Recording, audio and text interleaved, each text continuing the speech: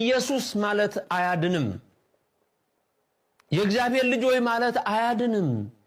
በላይ 78 ነፍስ በልቶ ድንግል ማርያምን ቢማጸን ስሟን ለአንድ ቀን ቢጠራ ገነት እንዲገባ አልሆነም እንዴ? የሰማችሁት ወሬ ሁሉ ውሸት ነው። እኔ ማንንም ወደ ገነት ማስገባት አልችልም። ሰው በላይ የተባለውንም ግለሰብ አላውቀውም። ለራሴም የዳንኩት ክርስቶስን አምኜ ነው። ድነት እናንተ እንደምትሉት በአማላጅ ብዛት አይገኝም።